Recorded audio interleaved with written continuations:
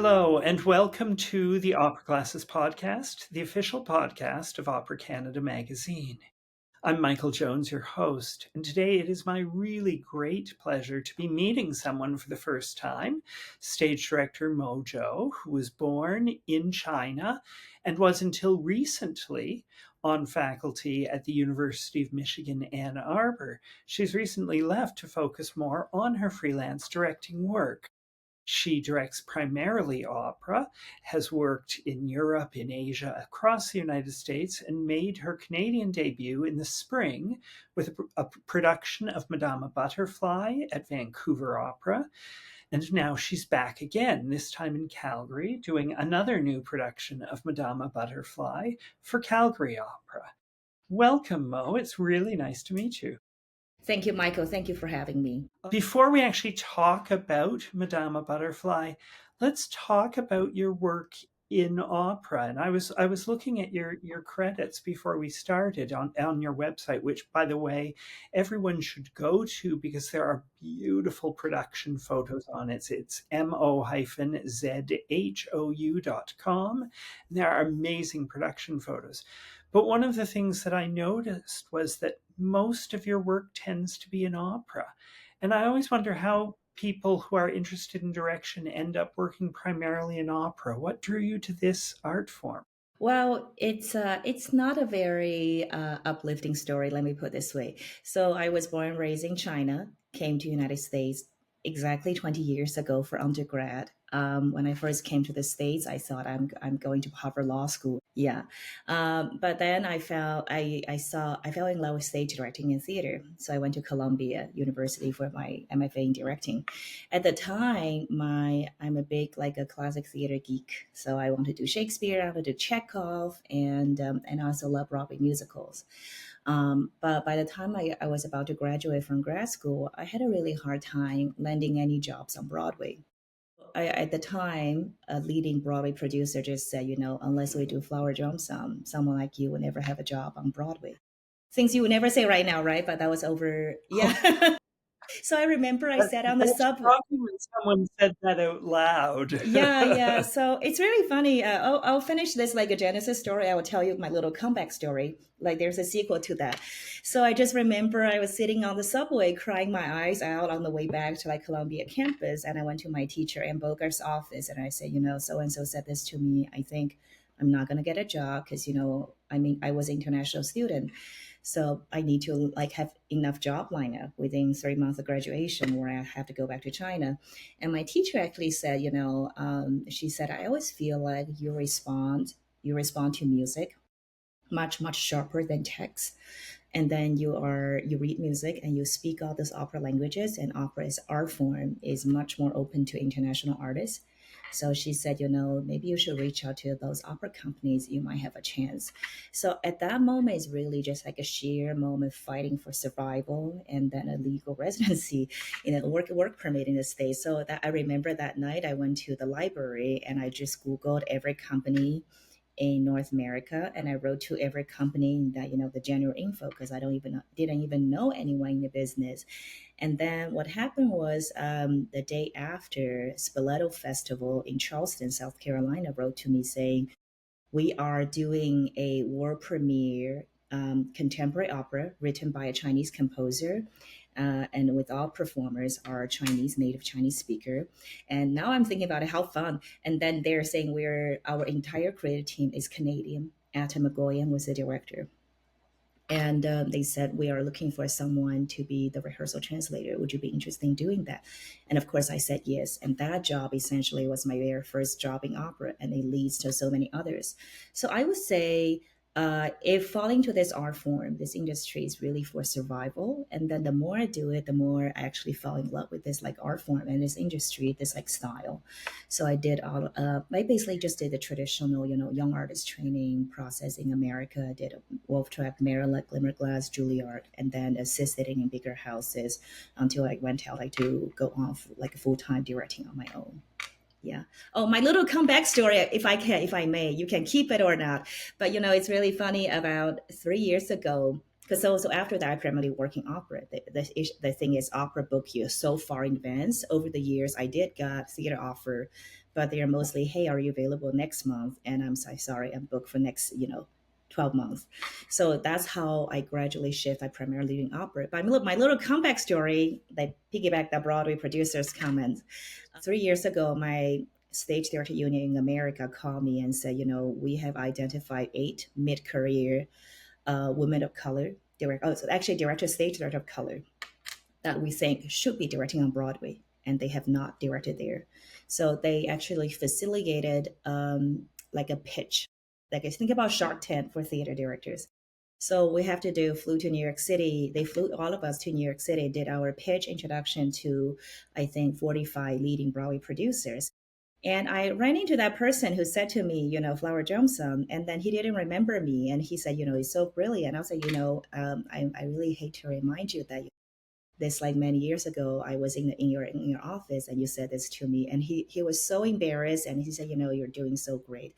So, so oftentimes I thought about it, life is like that. So it's just like, you never take no for an answer. And there's going to be detours this way, one way or the other. And the key takeaway for me is you just keep showing up and do your work, do good work, and eventually, who knows, you always have this like very interesting, comebacks for me, at least for my career.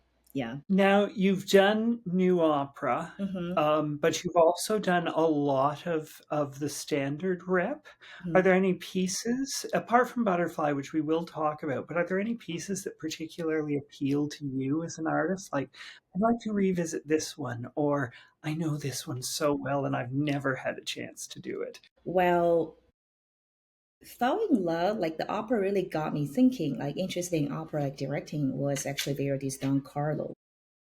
I saw it at the Met 16 times. I remember I got so obsessed with the production. I didn't eat lunch for like a month. I just saved, all of my lunch money so I can sit in every corner of the house and just watch it. So I always say, anything Verdi, especially Don Carlo. But, people now these days, most people know me through my butterfly, but I often have to remind people I only did my very first butterfly like slightly over a year ago. So I didn't do my first butterfly till 2024. And I always like to joke that before I said yes to my first butterfly, my directing repertoire is very diverse. I start from Monteverdi to world premiere. So I always fall in love with whichever project I'm currently working on. But if I had to say I have like a special interest or special niche, early music has always been my passion. I love everything like early music because it gave you so much freedom. And I also like the music. I like how individualized you can set the story for the performers. And also, because there at the time there was no like modern dramaturgy, like there's no three-dimensional character building. So it kind of really tests the director need to have a very strong point of view walk into the production.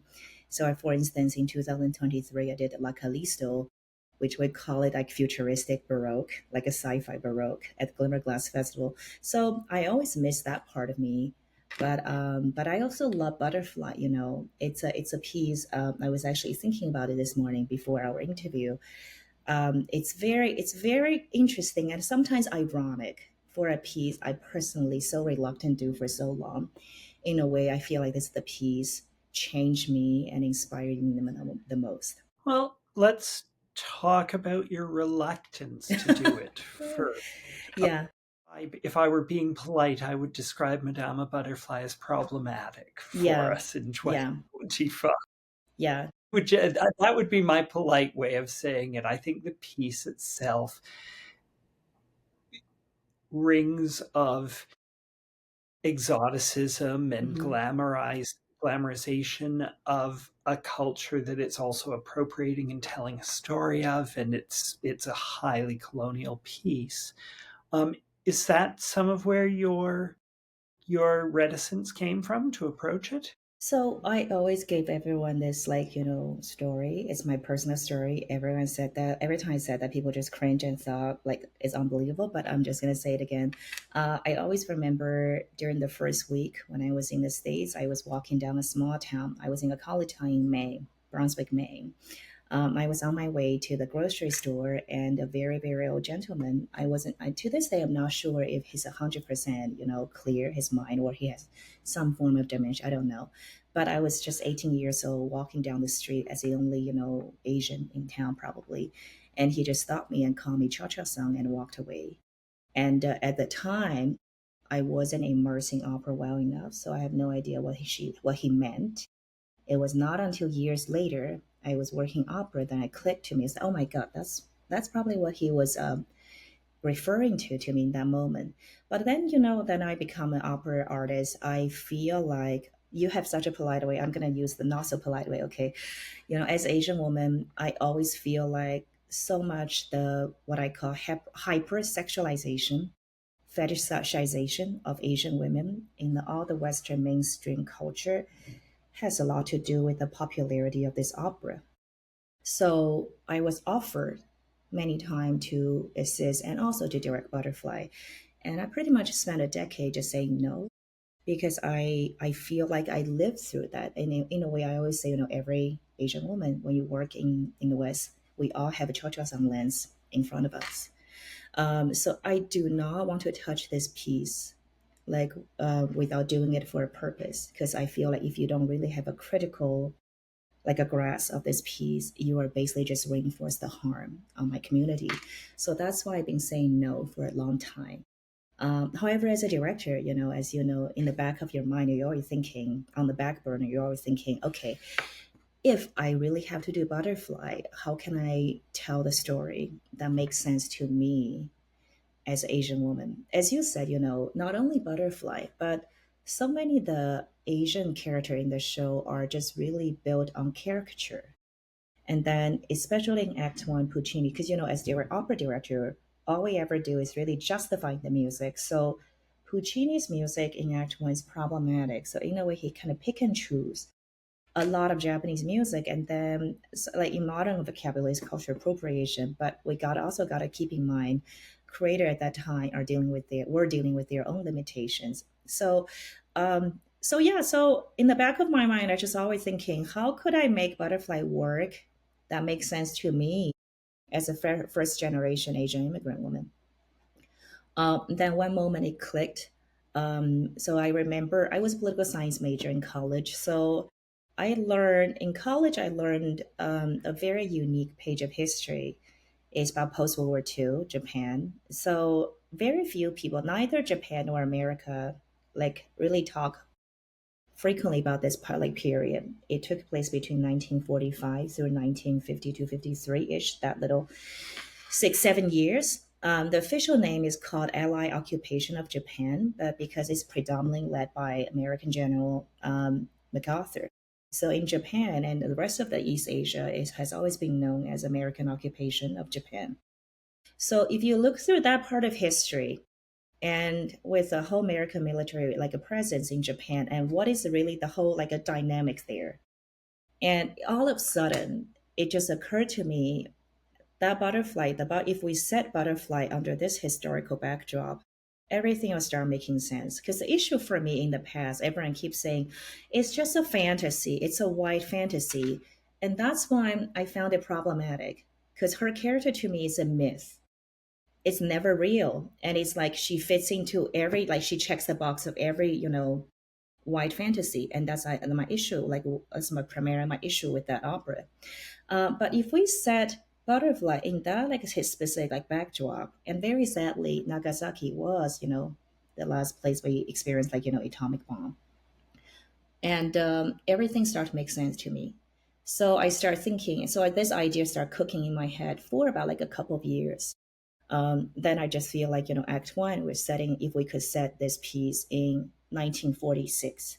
That's 1 year after the Nagasaki atomic bomb. Everything is rebuilding, but you're still living through like the aftermath psychologically, the trauma post war. And in that time, the entire complex intricacy of post World War II will heighten all the tension between Japan and American sides. And then it also makes sense why those Japanese characters in that moment will do that. It's in a way they are playing the Japanese they think the American want to see in order to survive. And then that's my way to, find a way to justify the music. Not saying what Puccini did at the time was okay. But also, because I have to do, like, before I did my first butterfly, I went to Nagasaki for field trip. So I actually spent 2 weeks in Nagasaki. And I also want to point it out two things. First off, like, it's not a coincidence that all previous butterfly myth or Madame Chrysanthemums, like, there are four major source materials. It's no coincidence that all of those, like, genesis of butterfly myth story all took place in Nagasaki. Nagasaki as a city has its a unique position in history, Japanese and world history, why this kind of like myth narrative keep like occurring, foreign naval officer and local geisha apprentice girls. So Nagasaki during the Dejima, so when Japan shut down the country for 400 years, Nagasaki was the only port, foreign trading port opening, like dealing with the foreign trading. So in a way, for 400 years, Nagasaki has always been the front line between culture and culture clashes, and also colonial Western colonial invasion, physically and ideologically. And then secondly, a little scene with Bonzo, and then why the entire family, when they found out Chocho-san commit to Christianity, just completely renounced them. It's also no coincidence. When Francis Xavier was preaching Catholicism in the Far East, the first landing dock for him was Nagasaki. In the suburb of Nagasaki, there's an island called Goto Island, which is called the Island of God, and that's the landing dock of Francis Xavier. So Nagasaki became the the genesis, the roots of all like a Catholicism in Asia. So this kind of this is like when I was doing all the research, I realized a lot of the things poignant, like deeply poignant and pointed issues between culture, between gender, between religion, has always been in the original DNA of the piece when all this incident occurred.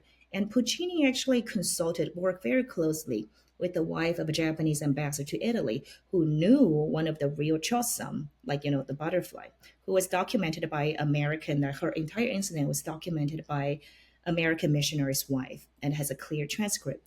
So what I did during my field trip is I hired local Japanese translator. We actually tracked down every geographical places that was mentioned in that manuscript. So we track every spot where the real Choson, Pinkerton story happens. And this is like the interesting. This is when I realized issue is Turandot has the same thing. Butterfly Turandot, similar issue. So the original Asian like sources, Asian female like original story, the real when they are real people. Real Choson never committed suicide. They never had a child. There was never American wife. Similarly to Turandot, the real Turandot is a warrior, 13th century Mongolian warrior, who is like can lead the war, holding the fortress when her father was out fighting. But the moment when when you have European white male interpreter intervene the storytelling, that's when all the tropes are started editing. Suicide. So you either become a butterfly, who is a meek woman with no agency, or you become a dragon lady, like Turandot. So, and that's where I see the issue is with the piece. And so I realized by setting so when I said it's like I'm really trying very hard to see Cho Cha Song as a real person, not a fantasy. So Act One is 1946, and Act Two, the original opera, is 3 years apart. And our story is like six. It's actually 6.5 years apart, setting that in January 1953. Why specifically that's around the time American military withdrawal, because they were about to start the Korean War. So by doing that in that specific historical backdrop, everything in Japan is returned to normal. Nobody feel this kind of a sizzling need to play the Japanese to please the American. And in my production, you'll see very clear contrast and distinction between how people treated Japanese character treated American in Act One and Act Two, like second half, except Cho-Cho-san, who is still holding on to this idea, trying so hard to be the perfect American wife she has in mind. And that's essentially really highlight her tragedy. Then in Act Three, when Kay Pinkerton shows up, and that's really like the shattering. I talk to like all of my Cho-Cho-san, we all agree. In the back of her mind, she knows what's going on, but she's in denial. And that's why it's so resonating to all of us as immigrant, immigrant women working abroad. Because essentially it's her faith in trusting this is like this relationship is a ticket to a better life, trusting that she can reinvent herself and lead a better life. And you can't really blame someone for believing a dream that was never like promised to be delivered. And this faith, this determination is her strength and also her wrongdoing to me. And then that in this sense is like how I frame the story, because I feel like so much of the my understanding of cha-cha song also has a lot to do with me living in the United States for 20 years. Because all of us, and I for my design team this time is all they are all first generation Japanese design women designer working in the States like me for over 20 years.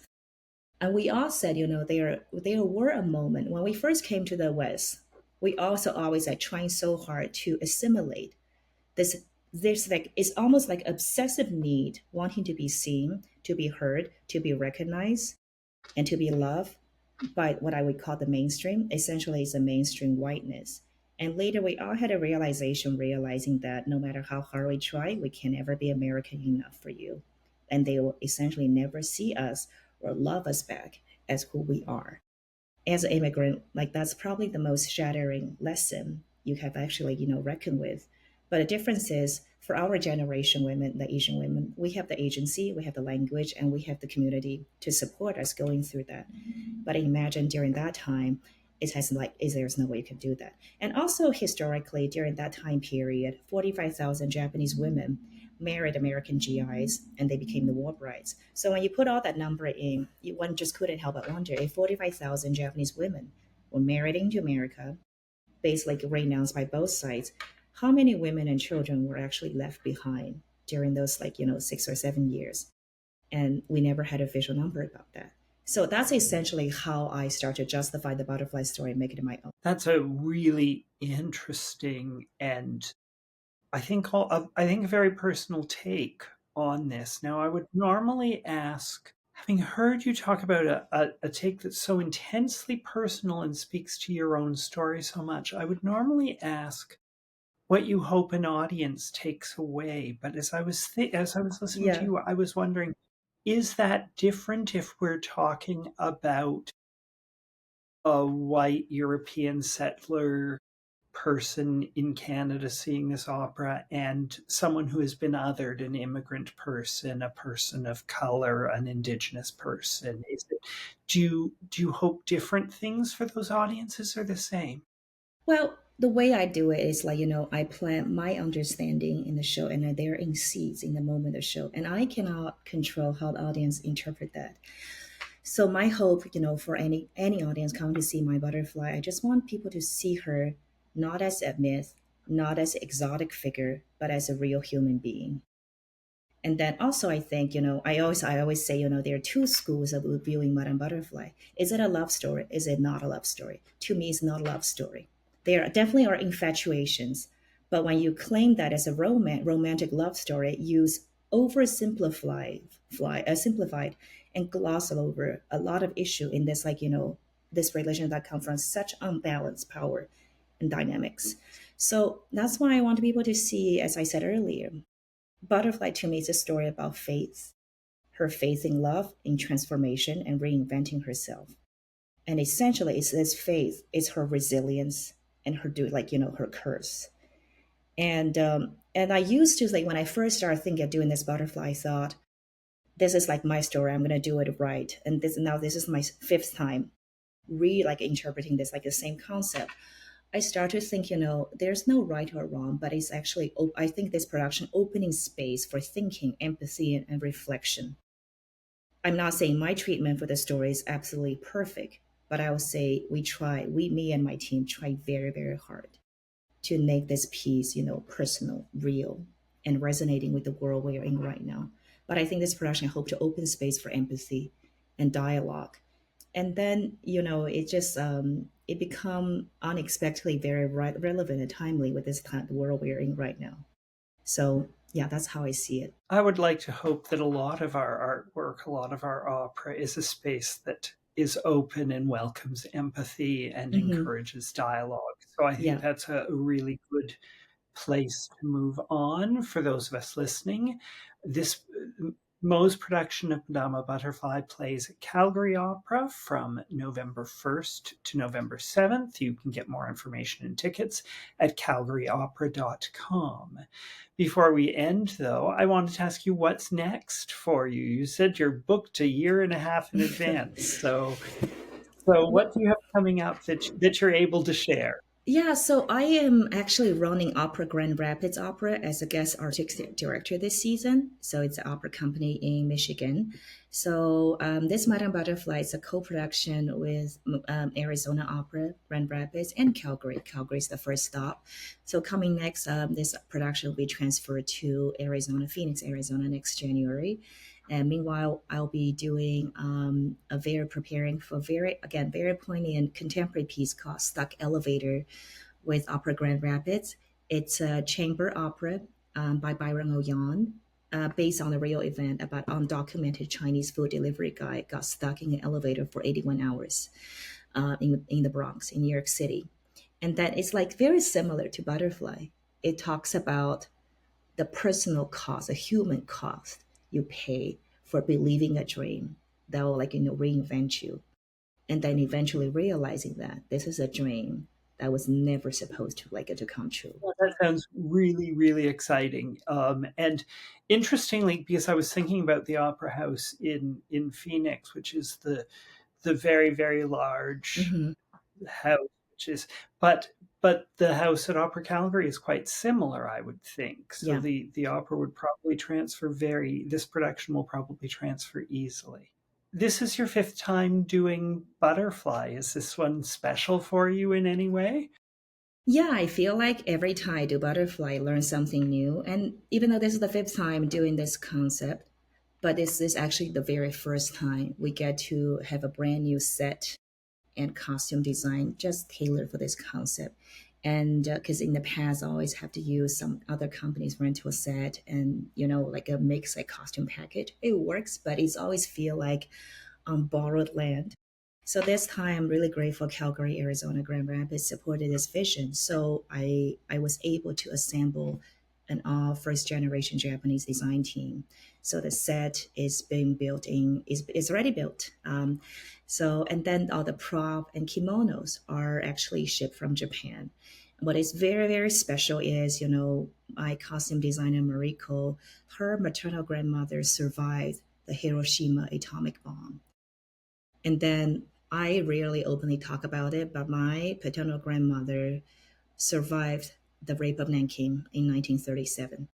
So in a way, this butterfly become for first generation Asian immigrant women a collective reckoning of the shadow or generational shadows of the Pacific War and World War II, as well as tackling the stereotypical tropes we're dealing with as Asian women creators in this art form. I'm very excited. It'll be very personal and very special. Yeah. Well, I'm pleased that you get to do one now after five with sets, with costumes that have been Yeah. designed around your concept. Yeah. I like to end the podcast with some really rapid fire questions back Okay. and forth. So Go for just it. the first, I call it the speed round. Just the first thing that comes into your mind. Coffee or tea? Coffee. Coffee. A lot of coffee? Black coffee. But I didn't drink coffee this morning because people told me I talk too fast. When I'm caffeinated, I talk too fast. I'm too intense. So I deliberately decaffeinated myself for you this morning. Okay. What books or TV or movies are you really obsessed with at the moment? Right now, I'm researching a specific page of history in Belgium because I'm preparing for a summer project. So books and TV is always related to my next production. So sorry, workaholic.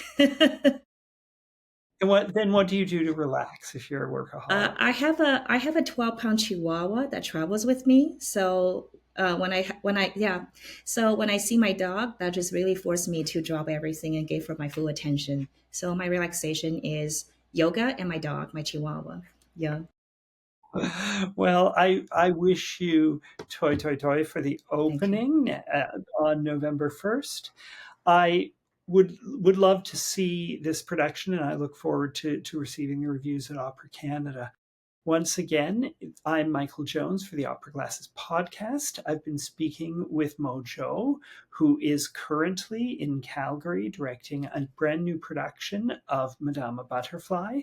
I would like to remind all of our listeners, by way of an advertisement, that all 65 plus years of Opera Canada magazine are now available to be seen on Patreon, on our Patreon site. I would like to thank our newest Patreon members, Ariane Girard and Tricia Black. But please visit us at patreon.com/Opera Canada. We have 65 years, the really true history of this art form in this country, and it's an incredible documentation that I urge you to go to. Once again, I'm really, really grateful to Mo for joining us today. It has been a real pleasure to meet you and to hear about your approach to this work. Thank you again, Michael. This is fun. And once again, this is Michael Jones for the Opera Glasses podcast. Please join us again next month when I believe that our guest will be the grand prize winner at the upcoming Center Stage competition for the Canadian Opera Company. Thank you so much for joining us.